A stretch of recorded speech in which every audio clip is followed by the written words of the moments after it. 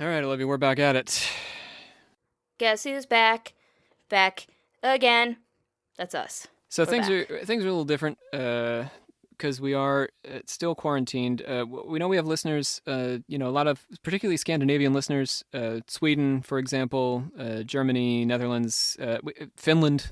We don't know how these. I know Sweden is handling things differently as far as quarantine, but we're in the Mid-Atlantic region, Northeast.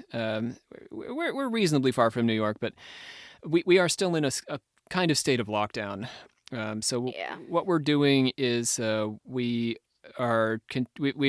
arranged so that we can still get good audio quality to podcast with each other remotely using different microphones. But so we're on the phone and we're on microphones, and that's sort of how we're working this out. But to begin, we're just going to be me and Olivia. Yep. So there's that. All We're right. like the two guys on the Muppets. Okay. It's just us in the audience Oh yeah, and the audience. commenting to ourselves. Yeah, but usually, there would be some sort of show for us to comment on. We are the show. Plus, we're the comments. We're everything. Yeah. We're the whole deal. So let's see. But you're going to like this, Olivia. We're talking about Lucifer's covert operations today. Like spies Yeah, like spies. for Lucifer? Yeah, spies on behalf of Lucifer. Like Carmen Sandiego, but spies? Carmen Satanego. Wasn't she a spy? Oh, we did it. All right, let me get into this. Put it all together. All right, so you remember how this goes? I'm going to do the introduction first. Oh, man. Okay. It's been a while. I'm going to introduce, and then we got to do I talk, and then you talk. And then we pledge. Yeah. And then, you say plug. Plug. Don't do it yet. Oh, I plugged it back up.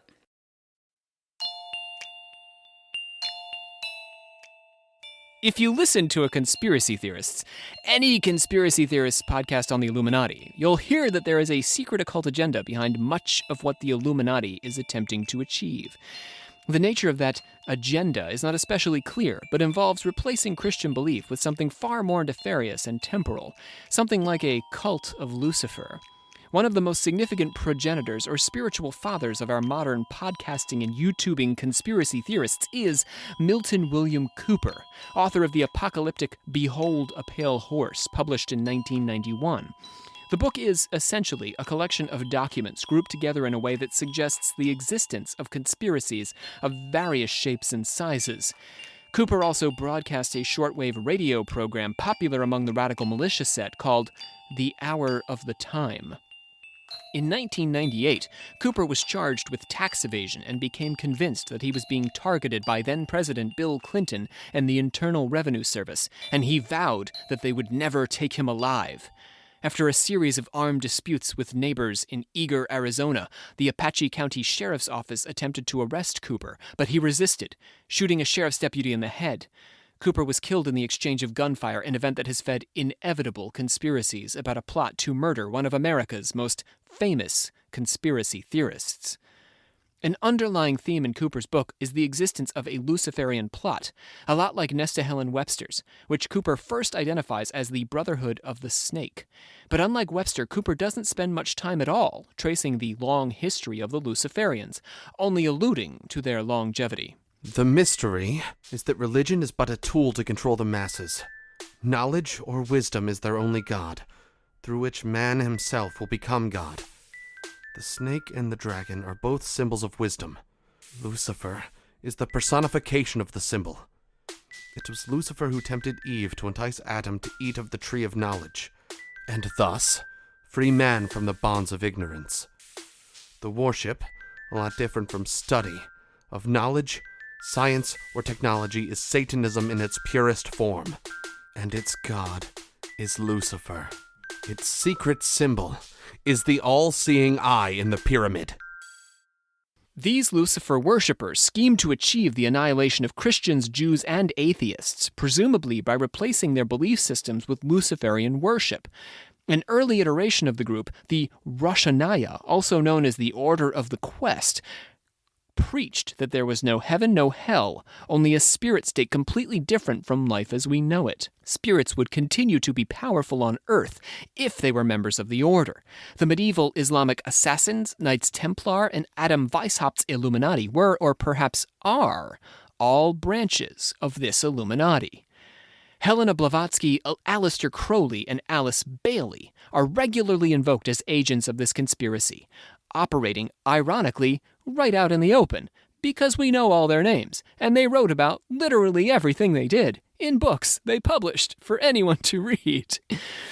While the details of the conspiracy differ from theorist to theorist, and there will be plenty of time for us to wander down those rabbit holes, we are going there right now, the basic points are that the occultist wants humanity to replace God with Satan by worshiping the things of this earth, what Cooper means when he talks about supplanting God with knowledge, science, and technology.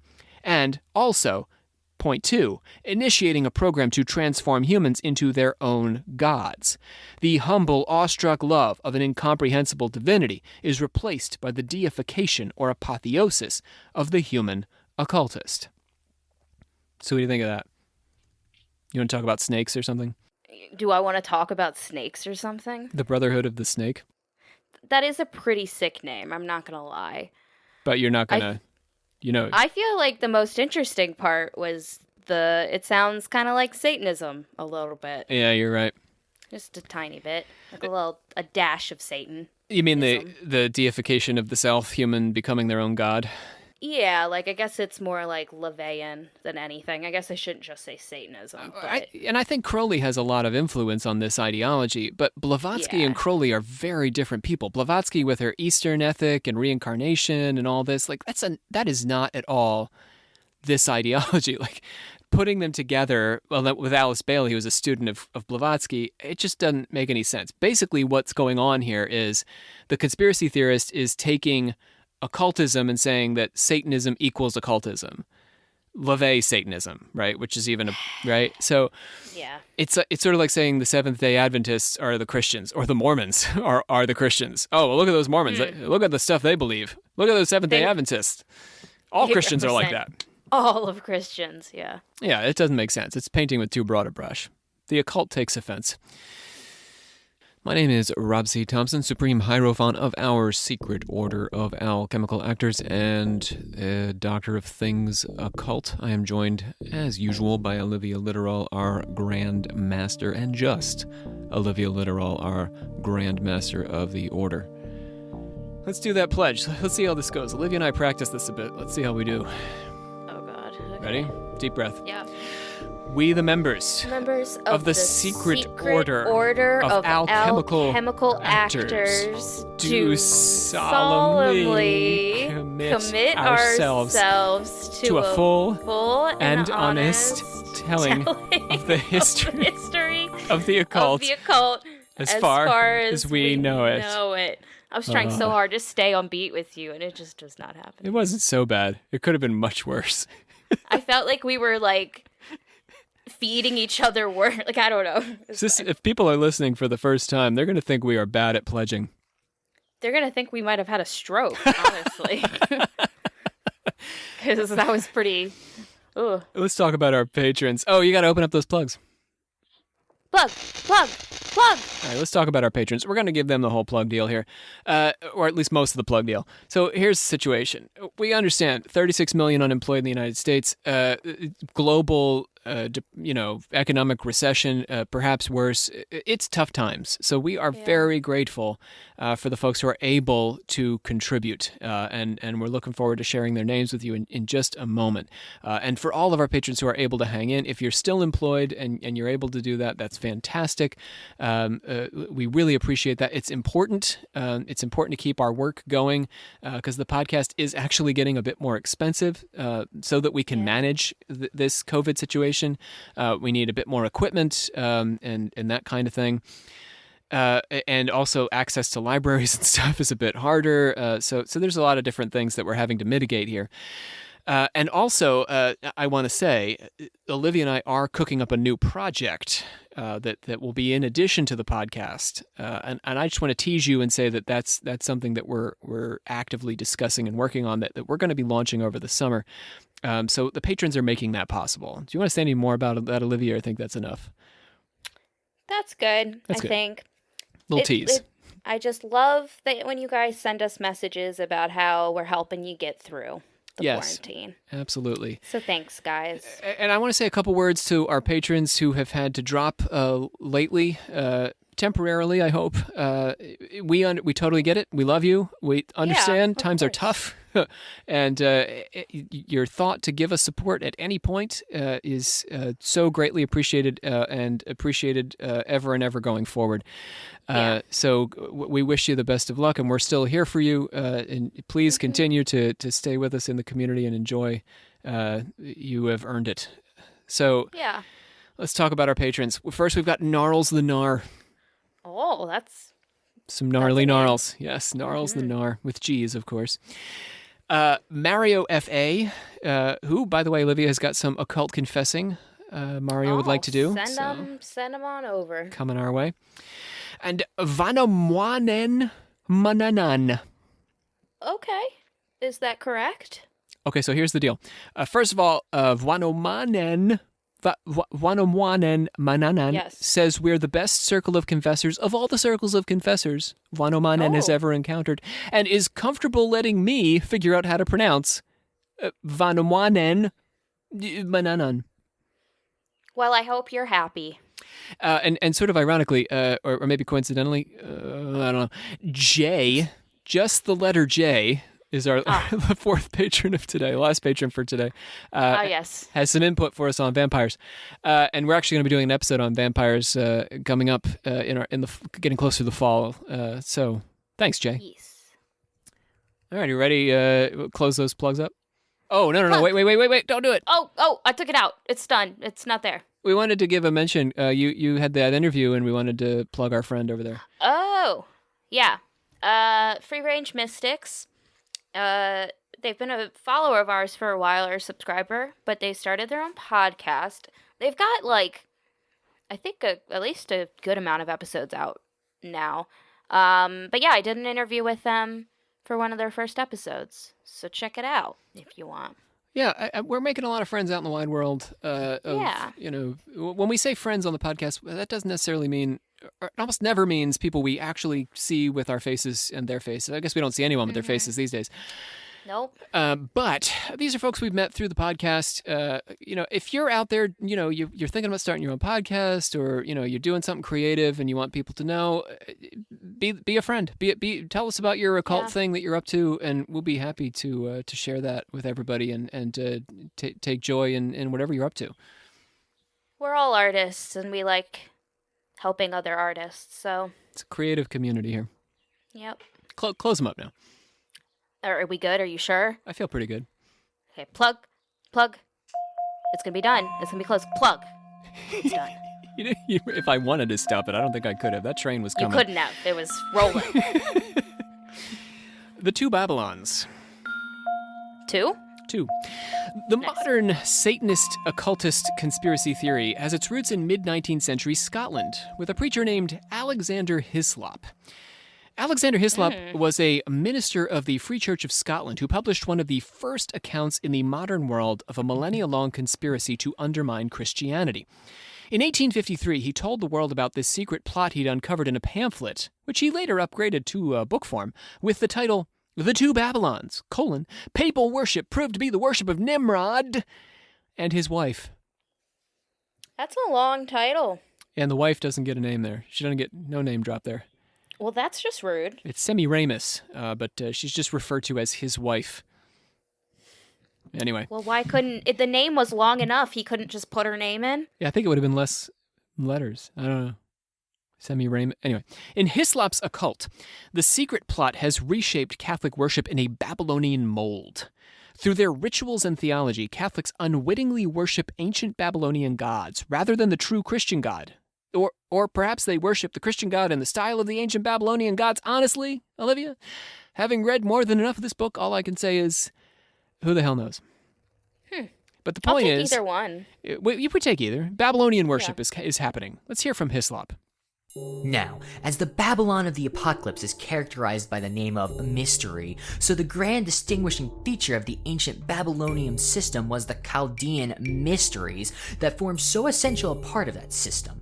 And to these mysteries, the very language of the Hebrew prophet, symbolical though of course it is, distinctly alludes when he speaks of Babylon as a golden cup. Initiates drank a mixture of wine, honey, water, and flour. To what? That's disgusting. It's a little thick, There's flour. It's like all clumpy and. a little soupy. Blech. Anyway, that placed them in an appropriately intoxicated state. The flour helps the body absorb the alcohol to hear and understand the mysteries. The goal of the Babylonian mysteries was to garner the absolute submission and complete dependence of the people on the Babylonian hierarchy. This was carried out by priests who withheld much of the truth of what the mysteries were from the people. Hislop thinks this looks an awful lot like the Catholic priesthood, who served as intermediaries between the Catholic believer and God, maintaining God's mystery at a distance from the masses. So, the Catholic secret is actually that their rites and worship have all been borrowed from the Babylonians. The Catholics are possibly actually worshiping Babylonian gods. Tricked ya. Ha, gotcha. Got it. How did this coup take place in Hislop's view? The Babylonian mystery cult didn't drop down on the Catholic Church all at once. It insinuated itself gradually over time in the form of a kind of covert operation. A Luciferian covert operation. Until it eventually overtook the method and mode of Catholic worship entirely. The zeal of the true church, though destitute of civil power, would have aroused itself to put the false system and all its abettors beyond the pale of Christianity, if it had appeared openly and all at once in all its grossness, and the world would have arrested its progress. To start, the rite of confession. A rite very near and dear to our hearts here on Occult Confessions. We love confessing. We do. This rite was instituted as a form of blackmail. Oh. Yeah, think about that, right? Yeah. People could only be initiated into the mysteries if the priest had dirt on them to keep them from talking once the secrets were revealed. Right? That seems right. Yeah. So you go in to confess. You're like, yeah, I had sex with my neighbor's wife upside down and backwards in the bed, and I have a crush on my goat. Well, now that's some stuff you don't want the neighborhood finding out about. No, they're going to lock their goats up. So the priest has all this information about you. So, the fact that you're actually when you get indoctrinated and you learn how to worship fire gods, you can't go out and tell everybody, hey, we're worshiping fire gods in there, because the priest is going to be like, well, he's a goat banging wife banger of men. Yep, that's what he's going to tell them. We'll He's going to say put that one on exactly. the flyers in the town square. This guy over here. For this reason, certain members of the laity and the entirety of the clergy have managed to keep the true nature of Catholic worship to themselves. Because, you see, Catholics aren't actually practicing anything particularly Christian. They're worshiping the fire god, also the water god, also the earth god of the ancient Assyrians and Babylonians. Should we start with the fire god? Yeah, let's Okay. do that. So the fire god, a.k.a. the Red Dragon. Oh, that's intense. Right, it's like a nerd fantasy there. Some Avatar. Last Airbender. Yeah. Like I said. Associated with Nimrod. Biblically, Nimrod is the great-grandson of Noah, and Nimrod conquered Assyria. Tradition holds that Nimrod reigned over the construction of the Tower of Babel. He was, according to legend, the first king to wear a crown, and learned the worship of idols in a direct affront to the Jewish God. Historically, Nimrod tends to be matched with the Assyrian king Ninus, the founder of Nineveh. Right, but this is like possible. We're just trying to figure out who this might be. We don't have a historical corollary for Nimrod. We just have a bunch of guesses. Another ancient historical text, the Homilies, equates him with Zoroaster, the founder of the Zoroastrian religion. So that we don't ever talk about Zoroaster. We'll have to get to that eventually. Yeah, I don't know what that is. Ancient religion, arguably the first religion to invent the concept of the devil. Oh, wow. So the red dragon or fire dragon is a symbol for fire worship, initiated by Nimrod in Assyria and carried on in the form of sun worship or the worship of the fire god Baal. Oh. The link between dragon and fire led to serpent worship. Thoth, better known as the ibis-headed Egyptian god of wisdom and corollary to the Greek god Hermes, proceeded to create serpent worship, and according to Hislop, was a counselor of Nimrod. Real quick. Basically, he's saying that Thoth, who is an Egyptian god, the concept of the Egyptian god for Thoth came from a real human guy who was a counselor to the real human guy Nimrod, who got all this stuff going. You got me? Yeah. So we deified Thoth into this guy. So it's Nimrod's fault that we worship both the fire and the serpent. Serpent worship is, of course, bad. With deep That's debatable. Edenic connotations. Well, Okay, you see why, right? Yeah. Adam and Eve and all that in the serpent. I get it. If you're a Scottish preacher, serpent Then worship sure. is bad. Hislop labels Nimrod the first Babylonian king who came to be known in some legends as Moloch. That's familiar. You remember where Moloch comes from? No. It was a demonology episode. Oh, okay. I mean, I think so. So what they would do in the Bible, Moloch is a biblical god, not the biblical god, but like one of the gods ascribed to the Assyrians and the Babylonians, who was responsible for eating children. But when we talked about him in the demonology episode, it was that Moloch was sort of like they pulled together a bunch of their gods and were like, that's Moloch, all those gods. They got different names. They don't call him Moloch, but we're calling him Moloch. And they all like to eat children. So sort of like a way of tearing them down. Yeah.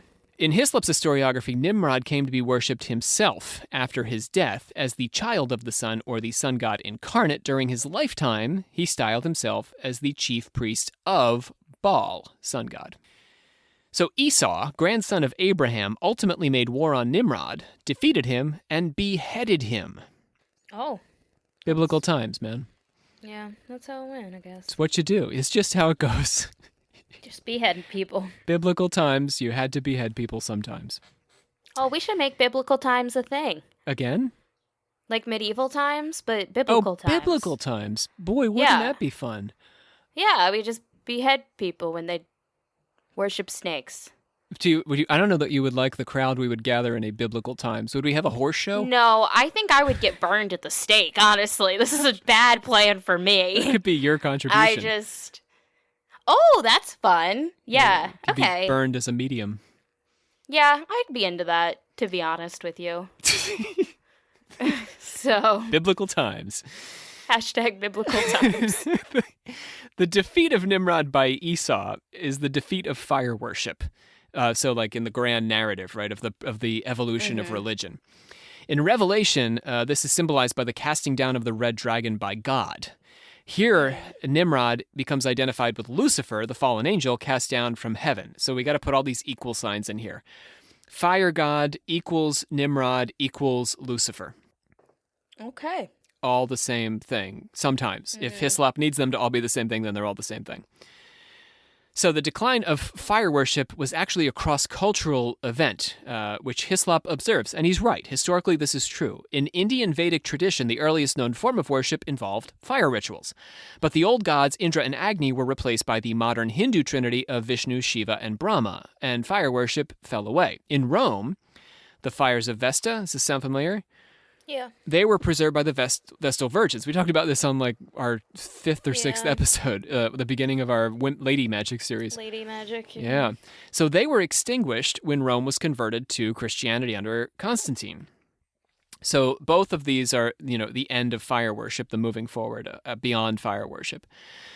Roman fire worship was also Nimrod worship, going back to our equal signs, and the last surviving Roman Pontifex Maximus was also the sole representative of Nimrod on Earth.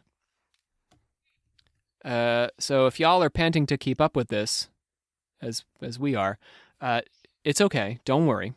Hislop's entire system really involves breathtaking leaps in logic. So this is like reading Hislop. What I'm doing here, Like, I'm even trying to help y'all with the equal signs and stuff. This is what it's like to read Hislop. There are these breathtaking leaps in logic from culture to culture, religion to religion. Babylonian religion is translated through Roman religion, worms its way into Christianity, and you just get all these crazy connections. Like, he's like that, the detective against the board, connecting the pictures with the red string, like Charlie. Oh, the Charlie. Yeah. So the role of the Roman pontifex, representative of Nimrod on earth, was appropriated and transformed into the role of pope. Pontifex, pope. Okay. See the words? Like, they're so close. Pontifex, pope. We're drawing that line. Drawing another line. Pontifex? Oh. This was done by Damascus, who was the bishop of Rome, in order to convert the pagans to follow his leadership. So to get them to follow him as their spiritual leader, he said, I'll just call myself Pope because it sounds like Pontifex, and they already believe in the Pontifex. And so, the worship of the Pope as God's representative on earth is, underneath the surface, the direct worship of the Babylonian king, Nimrod. Okay. But wait! There's more. All right.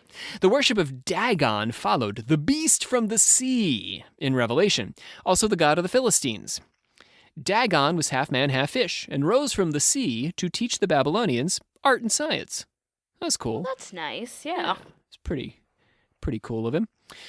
A great flood brought an end to the age of Nimrod, put out the fire, and ushered in the worship of Dagon, or water worship. Ultimately, the cults of Dagon and Nimrod were combined into a single mystery cult. When the Philistines captured the Ark of the Covenant and brought it into Dagon's temple, Dagon's likeness actually kept falling prostrate before the Ark. This united Babylonian Judeo-Christian myth and religion. Just like we had done with Nimrod, it's happening again. So this story shows us this connection. With Dagon worshiping at the Ark of the Covenant, like the one god kneeling to the other god, this is not the defeat of that god, it's actually the incorporation of that god into that system, the Judeo-Christian system. With, Christian God in the dominant position, but still, Dagon gets to play. He's not kicked out of he's on the team. Aw. So the doctrine of being, but no Christian today would be like, yes, there is God, and then there is water God. Can you imagine? No, I can't. We worship the Father, the Son, the Holy Spirit, and water also God. This cup of water.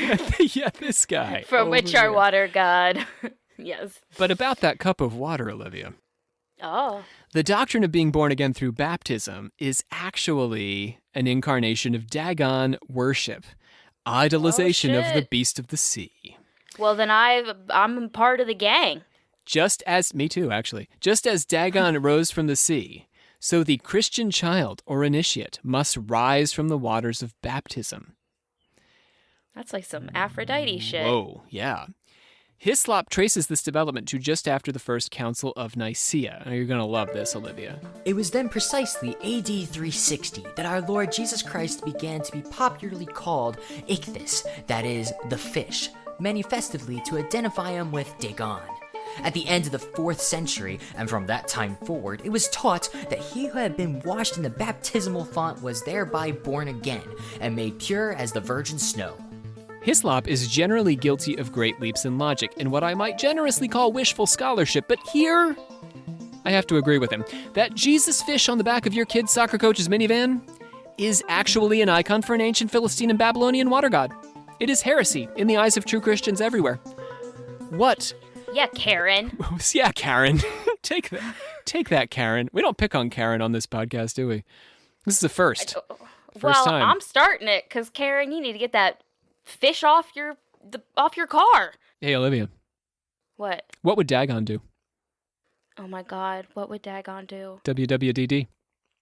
Just fludge some shit, probably? That's what he would do. The answer? Yeah. That's what you're supposed to. We got to get the bracelets. Anyway. Yeah. We should make those. Okay. This would be really funny, actually, merch idea. Merch? Yeah, what would Dagon do bracelets? I kind of like that.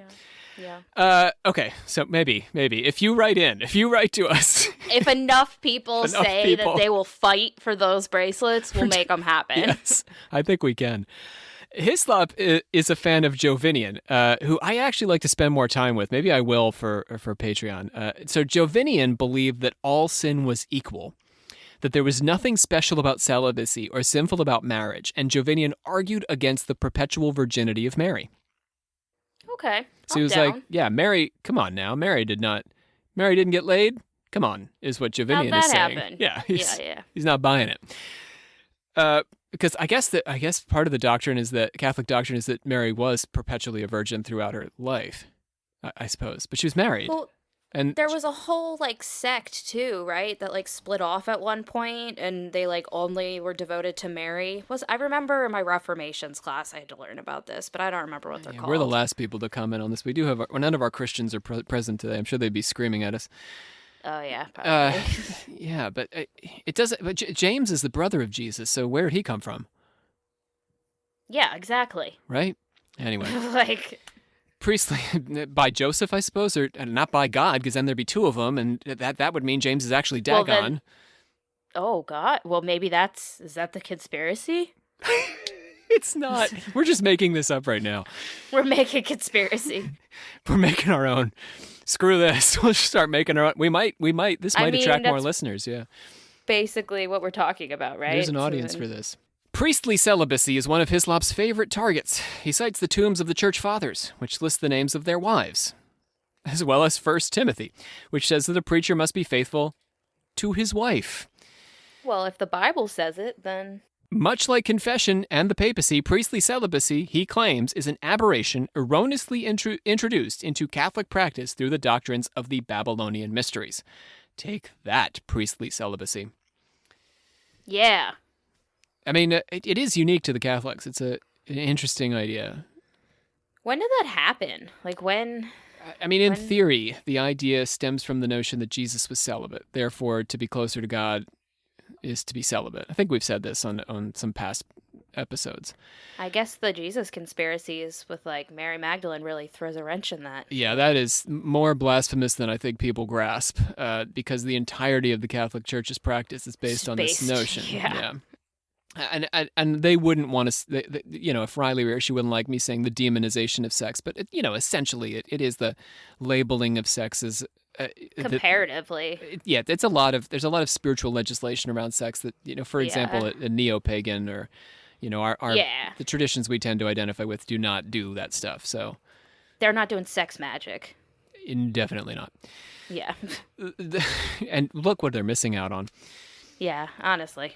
The trouble with Hislop is not what most people blame him for. That is to say, completely misreading his sources and cherry-picking his evidence.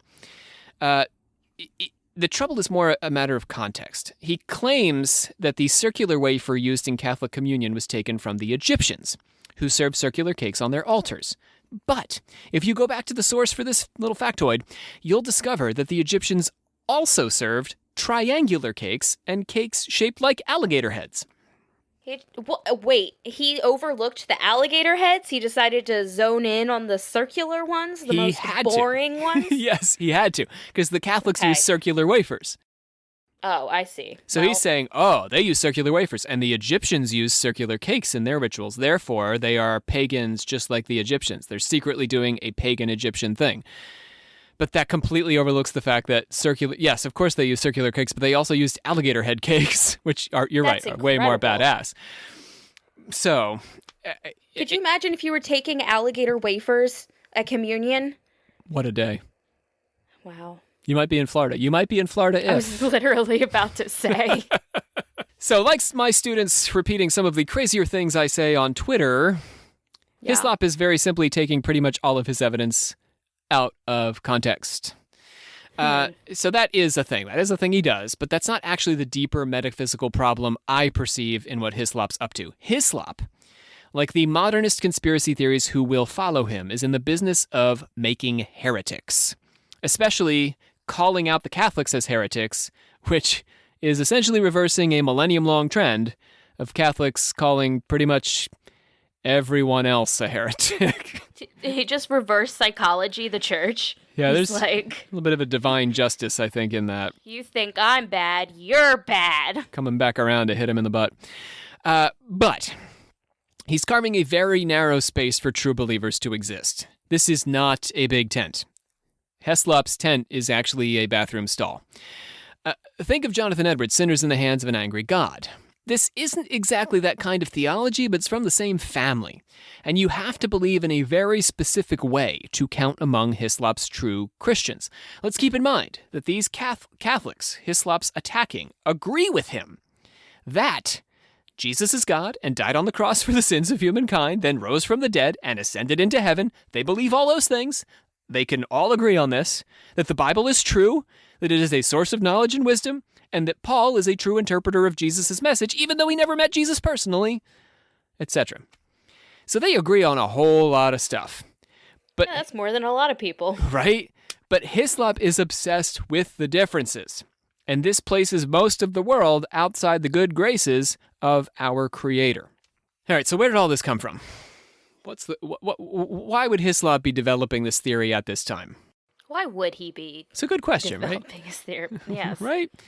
It's not like suddenly there was all this Dagon worship going on. It's not like there were all the bumpers in Scotland on horse and buggy suddenly had Jesus fish on them. And everyone was yelling, "What would Dagon do?" Yeah. Yeah. So where did he come up? Why did he feel the need to write this book? In the 1840s and 1850s, there was a strong anti-Catholic movement in America and also in the United Kingdom. Although Hislop is writing in Scotland, he's part of the same grand cultural shift sweeping across Western Christendom. The United Kingdom came to its anti-Catholic sentiments fairly honestly. Henry VIII, one of Olivia's favorite people. Yeah, well, Right? his relatives, more so. Oh, The fair time enough. period. The family, the Tudors. Mary's my girl, but yes. Henry broke with the church in part so that he could divorce his wife and produce a legitimate heir. But let's bear in mind, it was also because he was a student of religion and had substantial theological differences with the Pope's brand of Catholicism. His daughter by Anne Boleyn, Elizabeth I, brokered a peace between warring Catholics and Protestants in England. But the 1605 gunpowder plot to blow up Parliament, which took place under the reign of James I/6th, was ascribed to Catholic conspirators, as was the Great Fire of London in 1666. Hear that? 666. Ooh, that's fun. Which Londoners believed was the work of Catholics just after the fall of the puritanical interregnum.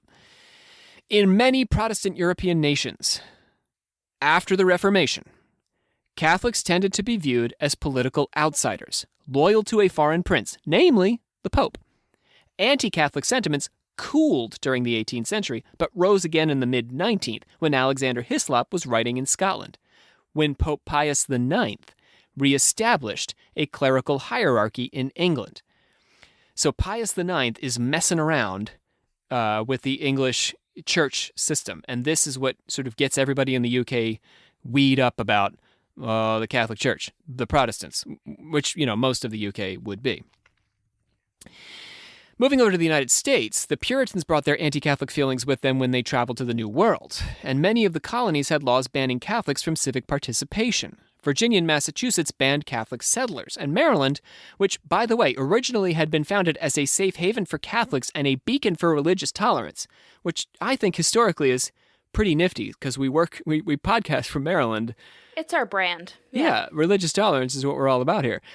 So this is what we're all about. But unfortunately, in the great state of Maryland, they changed their laws, forcing Catholics to pay heavy taxes, and many Catholics actually fled to Pennsylvania, where there was greater religious tolerance on account of the Quakers. So, during the American Revolution, both the colonists and the royalists blamed each other for being part of a secret Catholic plot to overthrow the one true government, sort of pulling this anti-Catholicism forward. With the dawning of the new nation, though, anti-Catholic sentiment dissipated much as it had in England, rising up again with the influx of Irish Catholics beginning in the 1830s. Now, in this case with the Irish Catholics, anti-Catholicism really went hand in glove with anti-immigrant sentiment.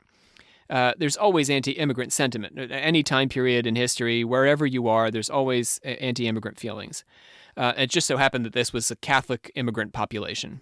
There was fear of Catholic schools perpetuating papist allegiance in the U.S., and that the Catholics would ultimately overwhelm Protestants by sheer numbers and take control of American democracy. We hear some of this stuff about immigrants to this country from Central America and Mexico now. right? That they're going to outnumber, right?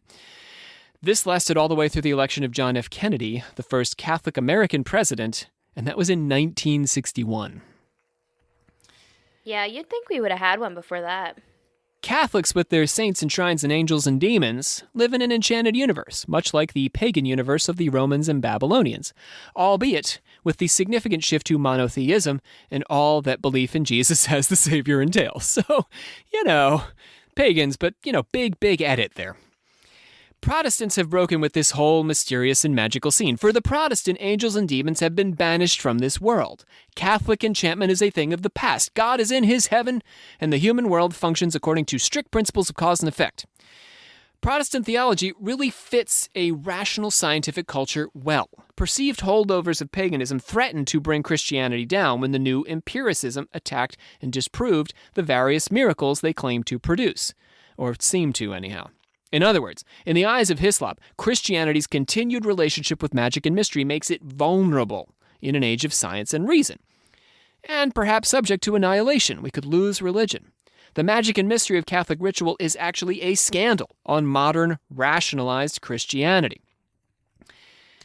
All right, now here we come. Let's deal with this whole thought process, because this is the big problem that Occult Confessions tends to address. The problem with this is that Jesus himself performed miracles. Yeah, that's true. Tangled with Satan in the forest. Jesus existed in an enchanted world. Paul based his interpretation of Christianity on supernatural visions of the Savior. Us modernist and postmodernist occultists have proven that belief in magic and mystery can actually survive in a rationalist world dominated by atheistic scientism. In fact, our way of thought may be better suited to fill the spiritual void left by our modern metaphysics. And so there you go on anti-Catholicism.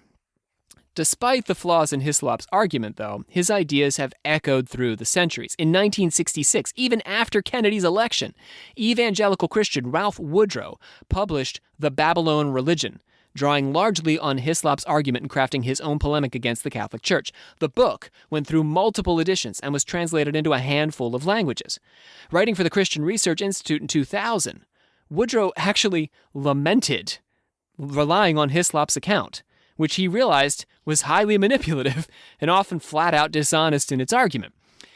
So, in other words, this ideology lasted all the way through the 1960s. Into 1966, this guy Ralph Woodrow is publishing a very popular book that draws on these ideas. And then, in 2000, 40 years later, he's like, oops, that was a bad plan. I mean, that kind of sucks when the source that you're using is from, like, what? How long ago? 1853. Yeah. 1853, 1966, 2000, yeah. Yeah. But for all the reasons that I said, right? It's just not a good source. That's what I mean, yeah. In the 1920s and 1930s, the godmothers of modern conspiracy theory would pick up where Hislop left off, expanding on his Catholic plot to the entire Western world and labeling the Babylonian conspiracy a Luciferian occult theocracy. Did you notice there, Olivia, that I said godmothers with a Z? I did. Yeah. So we've only been talking about the one godmother. I started this series on occult conspiracy with Nesta Helen Webster, but she actually wasn't alone. A second, more mysterious woman emerged just a few years after Webster published her theory of the Illuminati. Like Hislop, this woman, Edith Starr Miller, believed that an occult sleeper cell had infiltrated a long-established organization to propagate occult worship. But in her telling, she replaced the Christian church with, you wait for it, the Freemasons. Oh, wow. Well, Edith Starr Miller, also known by her aristocratic title, Lady Queenborough. You like that? What a name. Yeah. That's a great name. Like I'd love that. Just add that on the end. Yeah. Olivia Littoral, Borough of Queens. Yes, I borrow all of your queens here. Was born around... She was born around 1888, and she grew up in her parents' 6-story townhouse in New York on 5th Avenue and 86th Street. That's a big townhouse. Well, yeah, she got some money. Her grandfather was one of the founders of the Met, the Metropolitan Opera.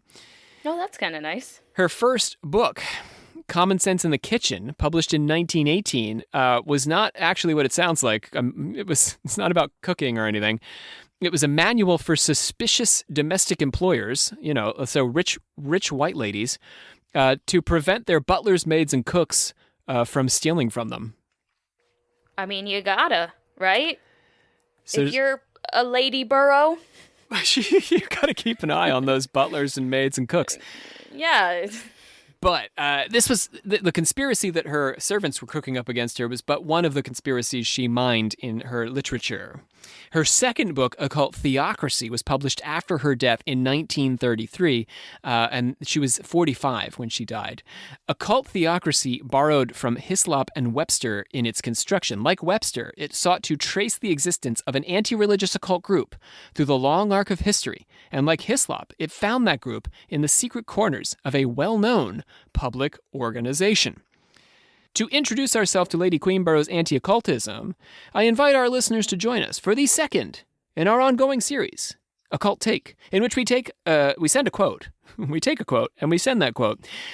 In this case, a quote from Edith Starr Miller to one of our fellow occult podcasters and get their occult take. Today's text comes from the first few pages of Occult Theocracy, and commenting on that is going to be Aniel Reid of the podcast Magic and Mediums.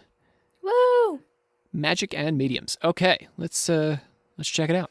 Our God, the God of the Christians, is the power of evil in the eyes of the Kabbalist, and for them, the power of good, the real God, is Lucifer.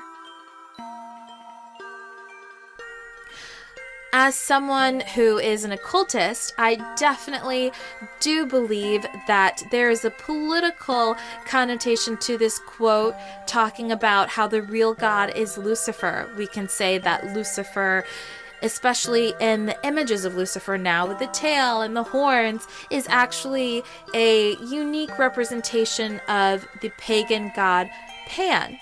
And so we can say that the power of good is really this pagan entity that was crushed down as Christianity started to take over and literally kill people if they did not submit to believing that the God of the Christians was the true God. But when it comes to the eyes of the Kabbalist, and in this case, Kabbalist with a C, I wonder why, in particular, it is the God of the Christians that is viewed as evil. For me, I think of the tree of life, and I actually did a little bit of counting the Omer, which is a Jewish Kabbalistic ritual in which every day you count the day and you do specific meditations that actually can tie in with the different Sephiroth of the tree of life.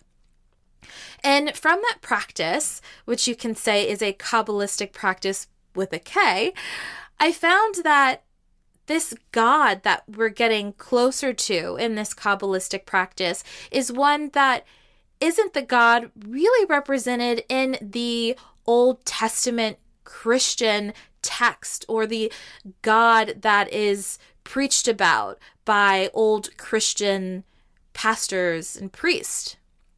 This is a God that is found within ourselves and is a God that really helps us go through different changes without judgments.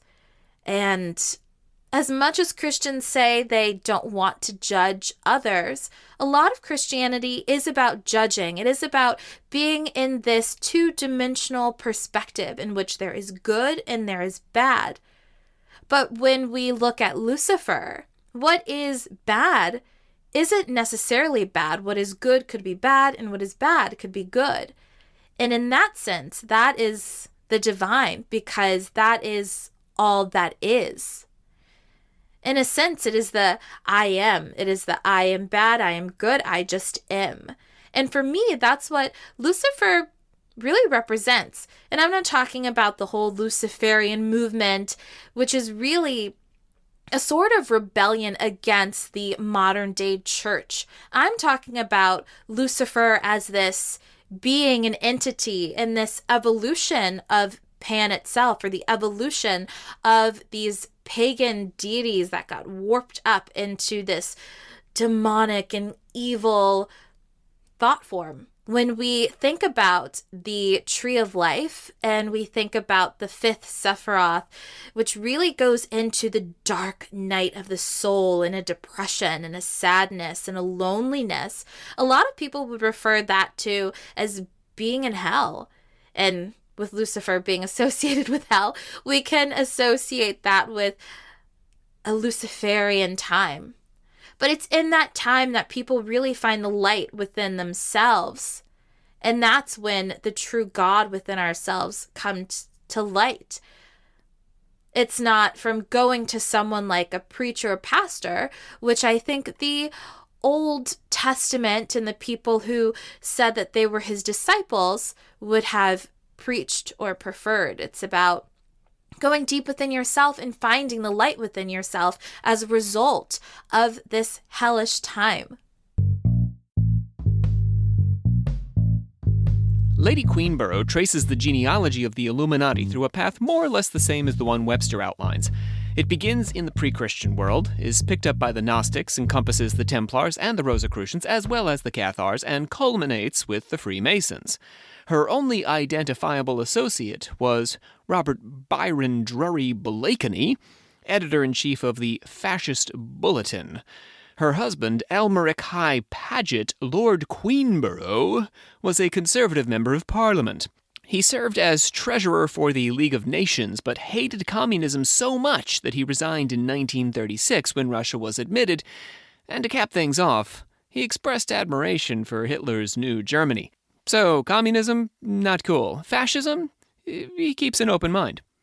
This is not to suggest that Lady Queenborough was on board with all of her husband's alliances and opinions. Edith, in fact, sued for divorce a year before she died. Speaking of that death, given her seminal place in the history of conspiracy, some suspect, despite a complete lack of evidence, that she died of unnatural causes. She was, after all, only middle-aged at the time. Therein is Christ's teaching diametrically opposed to that of the high adepts, whose secret doctrine was that man had divinity in himself and could bring it out by exercise of will, by concentration of thought and scientific psychic development. Fear, the predominant feature attendant upon the gaining of knowledge in all other religious systems, was foreign to the adherents of Christ. Love of God and love of the neighbor were the only precepts. Faith and charity, the only means through which the divine spirit gave man transcendental power over moral evil and physical ills. All right, like we like to do, let's fight with some dead people, Olivia. I'm pretty sure we solely fight with dead people. That's like our targeted audience of fighting. People we fight with. Yeah. Well, I mean, it's important. I mean, we take on some living people, but the living people, I mean, my issue is the reason I fight with dead people is because the living people pick up all these ideas from the dead people. Yeah. And the dead people are actually picking up their ideas from people who are more dead than them. And it's just like this chain. If we can trace the chain back to the beginning and break that beginning link, then everything that follows, it's like it's a house of cards, like it's a Jenga tower. The whole thing just topples over. So I think if we can adequately address how messed up these ideas were from the start, then we can, when we notice them in contemporary culture, we can see where they came from, but also understand why they're wrong. So let me fight with Miller. I tend to see multiple systems privileging love, belief, and charity as the hallmarks of a spiritual life. Buddhism, for example. I'd even say neo-paganism can be described this way. In fact, if we remove Queenborough's prejudice against scientific development, most of modern occultism looks much like the perfect Christianity she describes. Spiritualists, Theosophists, modern Rosicrucians, Wiccans, Neo-pagans, they all focus their practice on love, faith, or belief in a spirit, if not God, and giving generously of themselves to serve others.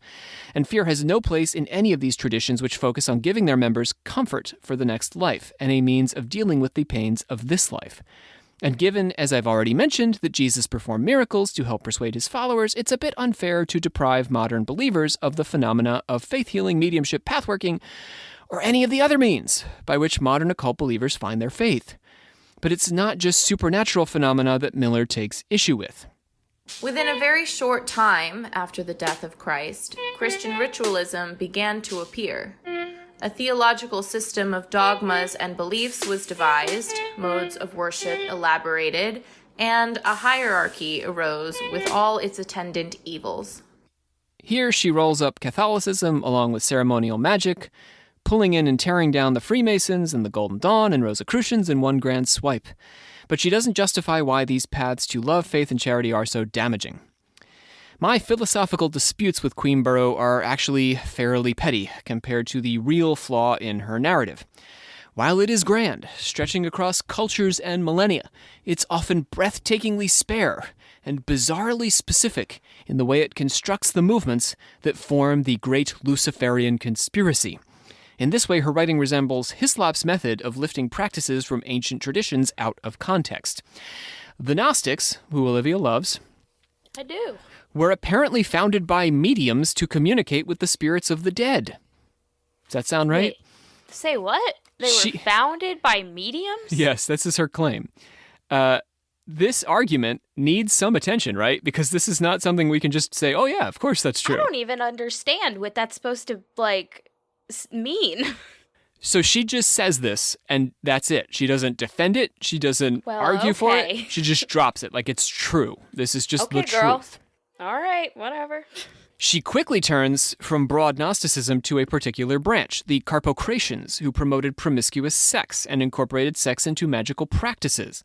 All we know today of this group comes from its enemies, the early church fathers who had an agenda to point out the Gnostics' heresies. In any event, they were only one of the dozens and dozens of Gnostic sects practicing at the time, and it's strange to single them out as if they represent the whole movement. This is just how she talks, though. These weird, hard left turns are in almost every chapter.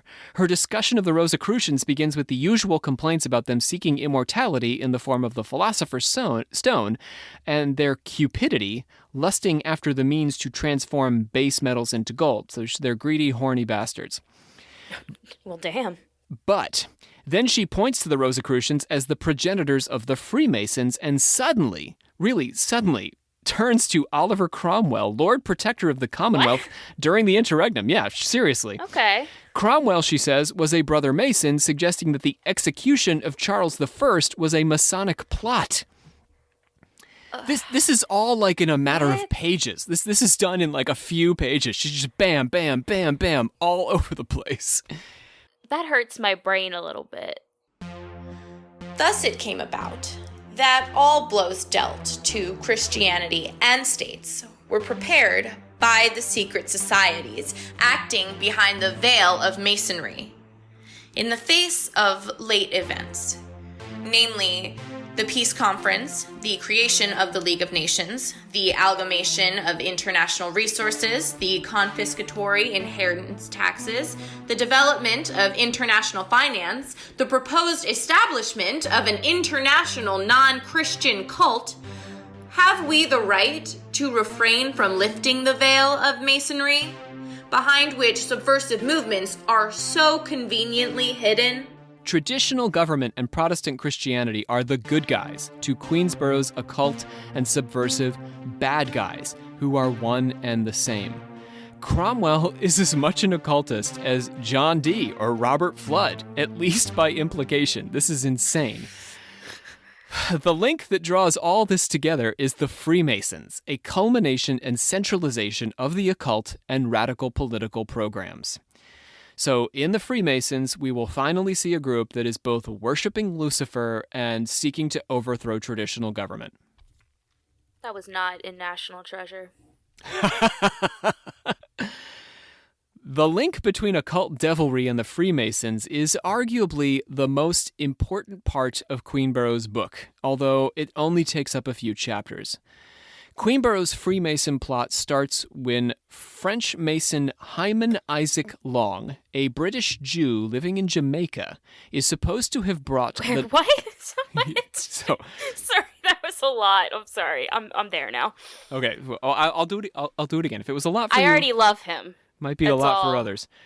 Yeah. Hyman Isaac Long, a British Jew living in Jamaica. That's like a story in of itself. He is supposed to have brought the Knights Templars' head of Baphomet and also the head of Jacques de Molay. Oh, right? He's back. He's back. He's here. So isn't it? Like it's tough because of COVID, and we did all that the special series and all that. Theoretically, all the pieces should start to fit together. Like that's why I do these longer series because we just talked about the Templars. Like we can start to pull but unfortunately that was now a while ago. Anyway, he was our Grand Master of the Templars, right? So he brought the head of Baphomet, the head of Jacques de Molay, which the Templars, who managed to escape from their persecution, brought safely to Scotland, and then they bought the head from the executioner who killed Jacques de Molay. Nice. Okay, so when our friend, French Mason Hyman Isaac Long, British Jew, immigrated from Jamaica to Charleston, South Carolina in 1796, he brought these two heads along with him. So he's just traveling around the world carrying heads. In Charleston, people are like, what's in the bag? And he's like, a bowling ball. And they're like, what's bowling? So the heads got to Jamaica? Then he took them from Jamaica to Charleston, South Carolina. Why is the British man in Jamaica? Oh, colonization? Colonization, yeah. Okay, never mind. I should have assumed.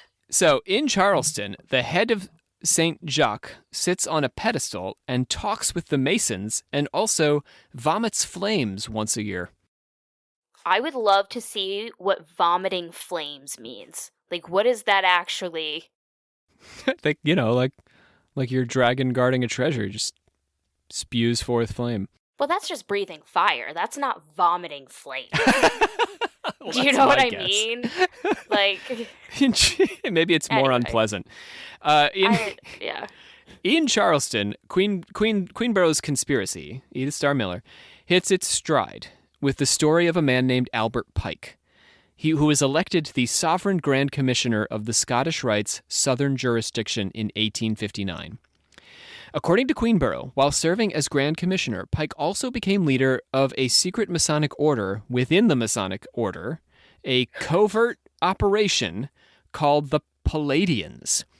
Oh my gosh. Yeah, they worshipped Lucifer as a god co-equal to the Christian god. So they kept the Christian god, but they just added Lucifer as part 2. Okay. In one lurid account, Queenborough describes a seance Pike ran in St. Louis, in which a psychic medium was possessed by the spirit of the elemental Ariel, along with picture Ariel as a hot redhead with a fishtail, along with 329 in seashell cups over her boobs. Not what I first thought, but thank you. Thank you for that. Yeah, anytime. Also, the Shakespeare play, right? Tempest, Ariel is in Tempest. That's what I was thinking was the... No, but I prefer the Disney cartoon. That's what I want you to picture in this scenario. Honestly, that's a lot better. So the medium becomes possessed by our mermaid, along with 320 other spirits of fire. Oh, wow. That's a lot. She rose up above the heads of the seance participants, and her clothes were burned away. It gets sexier. Whoa. The group, except for the seashell cups, the group somehow able to continue with the seance. So they just kept going, right? So the medium rises up. This is fine. Yes, her clothes burn away, and they just, don't bat an eyelash. So they continue with the seance. They proceed to ask her questions, I assume very calmly, which she answers. And then Astaroth appeared. Wow. Everyone's here. So Astaroth, formerly archangel, became a demon, whatever, appeared and clothed her with his breath, and she descended back into a chair where she gave up the possessing spirits. Clothed her with his breath? Yeah, dressed her right back up so she could go outside again. Yeah. So the only account of this is in Queenborough's book, as far as I can tell. Or she's at least the popularizer of this story that it ever happened. Mm-hmm. However, the Albert Pike conspiracy was not her own original idea. The notion that Albert Pike was the head of a secret Masonic order within a Masonic order can actually be traced to the French anti-clerical writer Gabriel Johann Pages, who wrote under the pseudonym Leo Taxil. Great name. Which one? Leo Taxil or the other one? I'll take either because some of these people have not had some great names. So Leo Taxiel is now the center of the story. We're going to talk all about this guy. I love this man. I don't want to be him, but I love him. Okay, so Taxiel had been accused of libel by Pope Leo XIII after the publication of his book, The Secret Loves of Pope Pius IX. Now, that name should sound familiar, Olivia. You remember Pope Pius? From earlier? Yeah, he's the guy who reestablished clerical hierarchy in England and pissed off Alexander Hislop. Whew. So our friend Leo Taxiel writes this whole book about how he's having all these secret love affairs. That's pretty ballsy. Yeah, That's spicy. Pope's not supposed to do that. Okay, so Yeah. this was not Taxiel's first book attacking the Catholic Church, but at the time, it appeared as though it might be his last. So the time period, it's the mid-1880s, and Taxiel suddenly comes to Jesus, to the shame and chagrin of his anti-clerical club. All right, so remember I did that whole bit on anti-Catholicism. Yeah. People hate Catholics so much in the 19th century that they form clubs where they can just sit around hating them. So Leo Taxiel is a member of one of these clubs. So again, I don't want to be him. I love him, but I don't want to be him because that's not cool. So, but he pisses all of his friends off in his club because he suddenly converts. Now he's like Jesus. Okay. Yeah, yes. He marches through the door of a Catholic church, finds the nearest priest, and confesses, after which he is welcomed with open arms into the bosom of the church.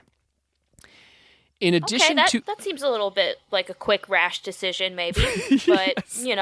Whatever. We're going to dwell on that decision for a little bit, okay? Okay. So, in addition to being an anti-clerical published several times over, Taxiel had also been a Freemason. This is important to understanding this whole story. But in 1881, his lodge had kicked him out when he got into an argument with two of his lodge brothers. He decided, instead of speaking out against the Catholic Church, of which he was now a member, he would turn his attention to the Freemasons who had rejected him, and became the living embodiment of the conspiracy theorist transition from Hislop's anti-Catholicism to Webster and Queenborough's anti-Masonry. So he is the missing link between Hislop and Queenborough and the whole anti-Mason thing that we do in the 20th century. He goes on to publish 4 volumes detailing the satanic current running through Masonic rituals. Let me repeat that. That's 4 a sick phrase. Volumes. Well, which phrase? Satanic current? Just that whole phrase you said, I was down with. So 4 volumes about this satanic current. Yeah? Yeah. This is a lot of work. And that's what we really have to understand about this guy. He is putting in a lot of effort here. Pope Leo XIII, who was Taxiel's old nemesis when he was an anti-cleric, right? And was super pissed because of these books he was writing about Pius IX, also believed that the Masons were conducting satanic rites. So Leo XIII, completely independently of Leo Taxiel, had developed this idea that the Masons were actually Satanists. And he published... Oh, yeah, they're all going to click. Okay. They're going to click together, yeah. Yeah. He published an encyclical discouraging Catholics from joining the Masons. The Freemasons, Pope Leo XIII said, were an organization in which the partisans of evil were combining together to struggle against the faith. So, there was a whole lot of enthusiasm around Taxiel's conversion, our anti-Catholic, because he'd been such a vocal critic of the church. Taxiel told a story about a cleric from Freiburg visiting him at his home. Ah, you, Mr. Taxiel. You are a saint. Because God rescued you from so deep an abyss, you must have a mountain of graces upon your head. As soon as I heard of your conversion, I took the train and here I am. On my return, I must be able to not only say that I saw you, but that you performed a miracle in front of me. Turn this chair into a cane, or an umbrella. What? Yeah, this really happened. An actual Catholic canon came to his house and said, transform your furniture for me. So the church, legitimately, welcomed him with open arms. They were thrilled. That seems so crazy to me. That they weren't just like, yeah, we'll let you in our club and then we'll fucking backstab you. Nope. Like, you'd think, you can't talk all that shit and then just join the other side. Unfortunately for our man, the canon, Taxiel was not up to the task. Later, he told an audience from the French press the story of his encounter with the cleric. I gently declined to perform such a wonder, and my canon returned to Freiburg, saying that if I was not performing miracles, it was out of humility. Several months later, he sent me a gigantic Gruyere cheese, on the crust of which he carved pious inscriptions, wild mystic hieroglyphs with a knife. An excellent cheese by all means, which never seemed to come to an end, and which I ate with infinite respect. How do you like that? He sent him a cheese. What? That feels like vaguely pagan to me. Like, that's like something that, like, you just, like, give someone a cheese as a present with, like, carved, like, shit in it. Like, that's crazy. Like the everlasting gobstopper of Gruyere cheeses. That, honestly, I need that right now, though. Like, in quarantine. Yeah, it's some good cheese. So, Taxiel even met the Pope, who, he found out, owned all of his anti-Masonic books. Probably also all of his anti-clerical books, if I have to guess. I guess you have to know who hates you. Yeah. So Taxiel followed up the success of his 4-volume set with The Confession of Diana Vaughan, a former Grand Priestess of the Palladian Lodge within the Masonic Lodge in Charleston, South Carolina, where Albert Pike was the head man in charge, and Hyman Isaac Post had brought the mysterious Templar heads from Scotland back in the day. Well, from Jamaica, from Scotland. Follow all that? Yes. So, yes. So basically, now we've got a high priestess who's functioning within this secret order within a secret order. Yeah. So Vaughn had invoked the name of Joan of Arc, our priestess, in a ritual. And invoking the name of Joan of Arc drove off the demons, and the experience of putting the Mason's devil to flight with the name of a saint convinced her to give up worshipping Lucifer and, like Taxiel, join the Catholic Church. So she let the name of Joan of Arc slip while she was performing one of her grand Palladian rites, and suddenly the devils all left, and she was like, oh, man. How do you just let Joan of Arc slip? The Catholic, I don't know. You just, oops. I have no idea. Yeah. All right. It's not like a curse word, you know? Maybe it should be. Maybe we should try that. Oh, Joan of Arc. I'm going to start that. That might offend some Catholics, maybe. Though, I don't right? know. I don't know.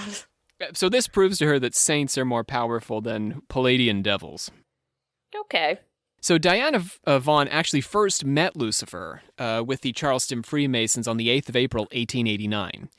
She was born with royal blood. We get all this from Taxiel's account of her, and was indoctrinated into Palladianism by virtue of her family. She traces her lineage back to the Renaissance alchemist Thomas Vaughan.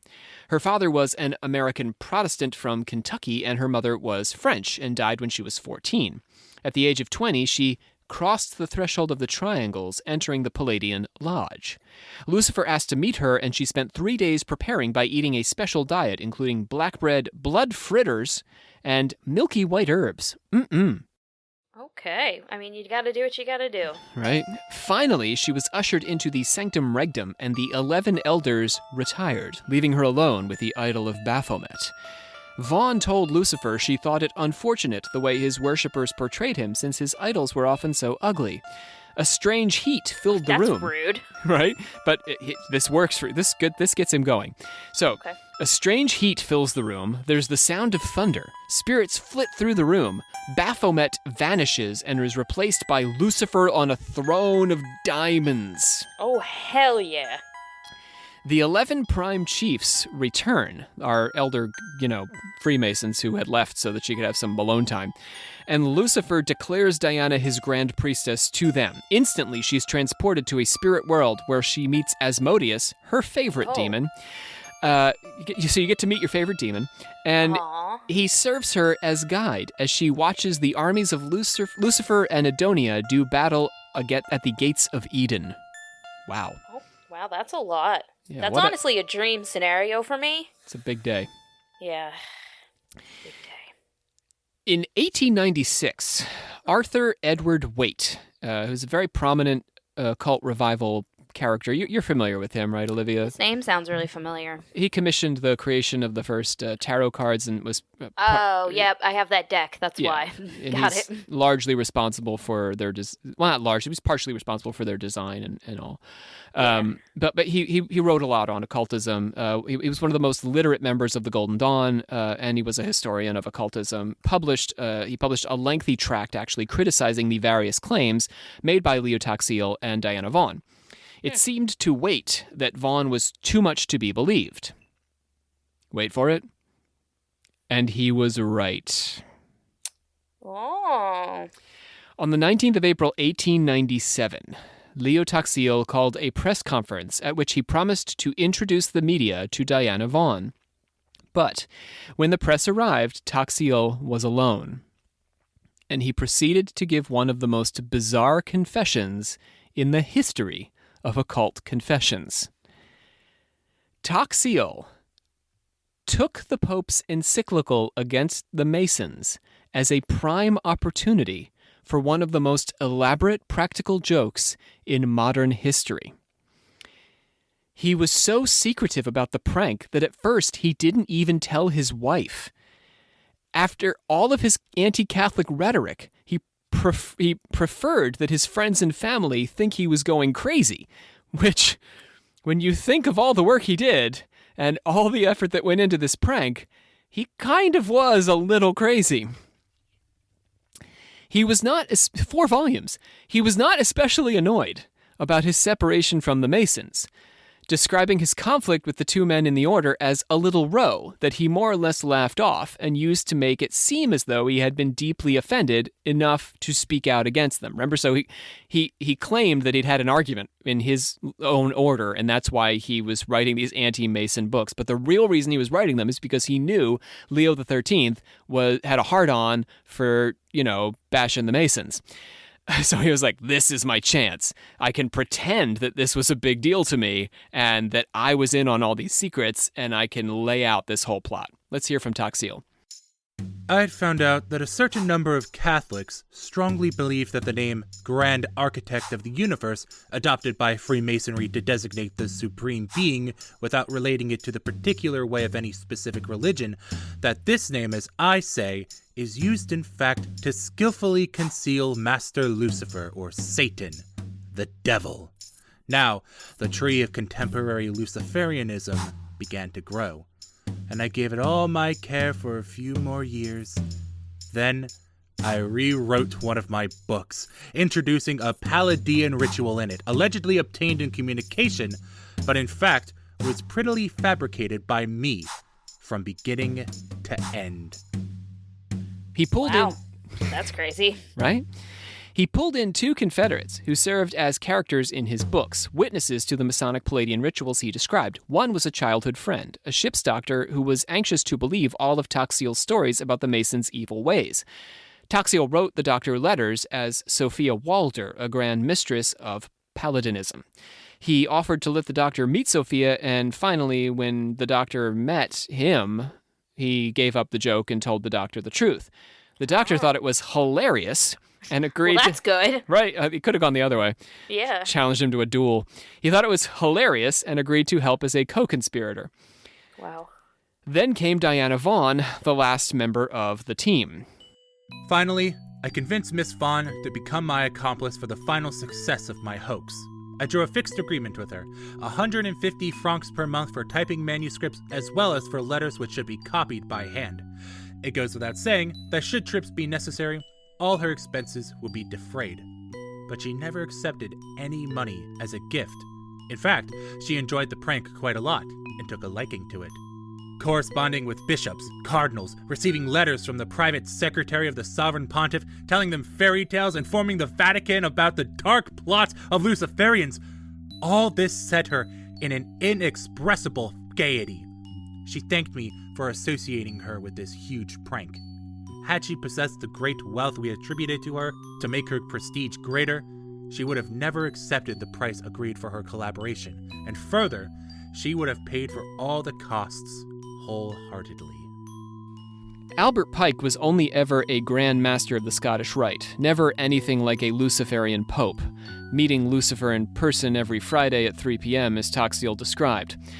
The hoax kicked off a series of books by writers anxious to believe in and corroborate the Masonic conspiracy. These then became Lady Queenborough's primary sources in constructing her Luciferian Masonic plot. But, you see, so it's just like a terrible, terrible game of telephone.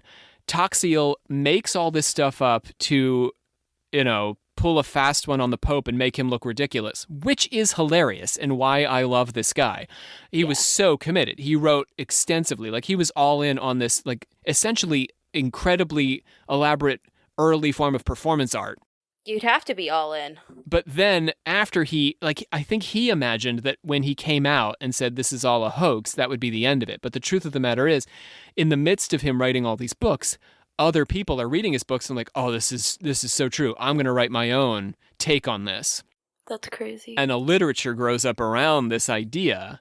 And you fast forward 20 years and little Edith Starr Miller is sitting in her kitchen worrying whether her servants are stealing from her. And she picks up this book and she says, oh, wow, there's a secret Masonic plot. I had no idea. Because it seems that there is, if you don't do any further research on it. But it's all based on a hoax. Yeah. Ouch. In order to accept these stories as true, Queenborough had to ignore Toxiel's elaborate confession, proving that the whole story had been invented for the sole purpose of embarrassing the Pope. All right, we're at my analysis portion of today's discussion. Taken together, Hislop, Queenborough, and Webster treat their conspiracy narratives like they're panning for gold. Any piece of any history or story that fits their narrative is carefully collected and preserved. The things that don't fit their argument fall through the sifter and disappear back into the creek bed. Unlike more academic historians and scholars, yours truly, they don't waste any time on addressing counter-arguments to their narratives. They may or may not be aware of them, but their grand narratives are so significant that counterpoints shrink down to nothing in their mighty shadow. The grand narrative is a hallmark of what I'd call modernist and what you might prefer to call old-school conspiracy theory. These are the first round of American and British stories that would go on to shape generations of conspiracy believers, with or without their knowledge. I bet if we have conspiracy theorists tuning in, this is the first they're hearing the names Edith Starr Miller, Lady Queenborough, and Hislop, Alexander Hislop. But you don't have modern conspiracy theory without them. That just speaks volumes to the way this all functions. You don't dig under the surface of these things. You just operate on the surface. If we've learned anything today, it's that conspiracy theorists are particularly bothered about vetting their sources. And so these ideas, regardless of how easily discredited they are, persist in the echo chamber of conspiracy theorizing. It's as if the modern conspiracy theorist prefers to skip along the surface of things rather than plumb even the shallowest pool for fear that they might find something that contradicts what they'd rather believe. This is a postmodernist take, a take that privileges subjective personal belief over intersubjective agreement. Postmodern conspiracy of the second part of the 20th century is actually the next stop on our tour. So I'm going to leave us there with something to look forward to. We'll be analyzing how we move into this postmodern world going forward with our next episode on John Todd and the Illuminati witch cult. Whew. Yeah, that was a lot, but that was cool. That was fun. Thanks, I enjoyed it. It's a wild ride, wasn't it? Yeah. It really was. It just makes you think, like, what if that happened, but today? The Toxiel hoax? Like, that would be the next step up. I think it might be happening in some cases. I mean, if we have folks like Alex Jones, for example, who... he's highly motivated to sell pills, right? Does he actually believe all the things he says? I think that he is the things he says are more about drawing an audience, and he doesn't really care whether he personally believes them or not. The important thing is to get them to listen so that he can then, what does he shill? Silver water or something? Dude, I don't even know. I think, I don't know. I think anyone that follows Alex Jones would fight with you there, but... Well, yeah, but come on. No, I'm with you. I think part of it has to be, even if half of it is just, like, exaggerated over the top. I mean, it's like how we would talk about with, like, a lot of the spiritualists, they would lie to prove the point of truth. Yeah, So. yeah. We, on this particular podcast, I think we have a stronger leg to stand on. I understand we have a much smaller audience than Alex Jones, but Yeah. we are not selling any products. No. We are We not don't even have ads. No, right? We have no corporate sponsorship. We have, there's no. We have patrons. We're supported by our own listeners. This is a community that supports itself. So we don't have any incentive to say anything other than what we find and believe to be true based on our research. Alex Jones is not that way. He could be hoaxing us, and he would have an incentive to do so. So I don't know. I don't know.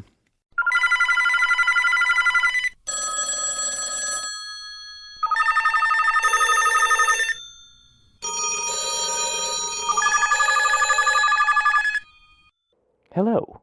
You have reached the Alchemical Actors Hermetic Hotline. At the moment, the hotline has gone cold. If you are having a hermetic emergency, please hang up and DM us on Instagram. Otherwise, please leave a message at the sound of the tone. Dr. Rob, Church Secrets here. You know, it just struck me while I was listening here that it's almost as if you want us ramrodding you with our holy rods on the account of you keep sending us advance audio of your unholier-than-us, noise-shaped vaguely into what we here at Church Secrets wouldn't call a podcast. You want to know what I've got to say about the Catholics? Same thing as I say about the Masons. Heathens! Head-worshipping, frog-licking, sex-orgy heathens! What do you think of that? Well, I know you can't respond because this is an answering machine, but if you could, what do you think of that? Let's do the sources. The sources today include The Two Babylons, Papal Worship Proved to be the Worship of Nimrod and His Wife by Alexander Hislop. The Two Babylons by Ralph Woodrow for the Christian Research Institute. Also, The Confession of Leo Taxiel, translated from Le Frondeur of 25th of April, 1897. That translation is by Alain Bernheim and A. William Sami. Also, Eric Siritsky, reprinted from the Transactions of the Scottish Rite Research Society, Volume 5, 1996. I like to go, now that I'm going to put them at the end, I feel like I can say Occult Theocracy by Edith Starr Miller, Lady Queenborough, Devil Worship in France by A.E. Waite, Lady Queenborough, Edith Starr Miller at freemasonry.bcy.ca, Behold a Pale Horse by Milton William Cooper. Like, look at that. This is research, man. There are a lot of sources here. And they're primary sources. Like I'm in the primary sources, and that's where you get the truth. Okay, we got to talk about a excellent comment we had on Is the this iTunes. the love of my life? Yeah, let's go along into the order of confessors. All right, Olivia, this is at Chewbacca. Yes, Chewbacca, the love of my life. At Chewbacca, who we are lulling to sleep every night. At Chewbacca had a dream that At Chewbacca was actually doing a live episode for us on giant spiky chairs. We fill Chewbacca with rage and awe, which apparently is a very pleasant feeling for Chewbacca, because we got 13 out of 10 stars, and Chewbacca offered us some blessings. Again, in times of economic hardship, if you can't, give a dollar, a couple dollars, $5 on the Patreon, a review would be much appreciated. We are periodically trolled. This is a podcast that has a strong perspective and does have a lot of personality. Individual opinions. I guess that's what people have complained about, right? I don't understand that. That was the quote. I'm just direct quoting from memory. So there are people who don't like the personality of the podcast. I guess I see individual opinions, but we do our research and we couch the research as research. We're not trying to distort that, and everybody has a perspective on what they're talking about. So anyway, if this is your bag, baby, then hop on and just say a few words about us, because that helps other people find us. Sometimes you'll see, like if somebody writes a nasty review, that might be the first thing you see under our podcast. You won't notice that we have 100 some odd positive ones, and you'll be like, that's a shame. I really wanted to listen to this, but it looks like it sucks. So that person doesn't get to listen. So for the good of the community, if you have a minute, hop on, say a few words. Okay, let's bring it on home, Olivia. I hear, oh God, this is so lonely. Like, what am I even adjourning? Just like, you and me. You're adjourning the two of us. All right. I hereby adjourn and declare close this meeting of the Secret Order of Alchemical Actors till such a time as we get together and do it again. That's sad now. I'm sad because we're not together doing anything. When we get a third person on, that might feel better. Ugh, Our okay. voices today included, all these folks joined us on the episode. We had Lucy Bond in the role of Edith Starr Miller, Sean Priest giving us the Reverend Alexander Hislop. Andrew Mims was playing a couple of parts for us, including Cooper at the start, and Brandon Walls was our Leo Taxil. Coming up on Occult Confessions, as I mentioned, we're going to be doing the story of John Todd. This is a fascinating story that I went deep into. I dug deep on John Todd, who was, just to give you a thumbnail, he was a pagan, a member of the Wiccan community in the 1960s and 70s, but also straddled and converted to fundamentalist Christianity and actually moved back and forth between being a pagan, anti-Christian pagan and an anti-pagan fundamentalist Christian. Interesting. And I can't say this with certainty, but he is one of the first people in the occult conspiracy literature, which is what I've been focusing on this whole series, who speaks from a first-person perspective. So, Hislop and Queenborough and all these folks are speaking from a third person, right? They're viewing these movements and talking about them from the sort of bird's eye view. But Todd is one of the first people to say, I lived it, I experienced it, I was at these rituals, these things happened to me. So we're actually going to give 2 episodes to John Todd. So that's coming up. I think you're going to be fascinated by it, and I am anyway. All right, so that's it. It sounds interesting. That's it for today. Well, that's it. All right, we'll catch you guys next time. We're back. We're back, baby. We're back. And we will catch you at our Bye, next guys. episode. See ya.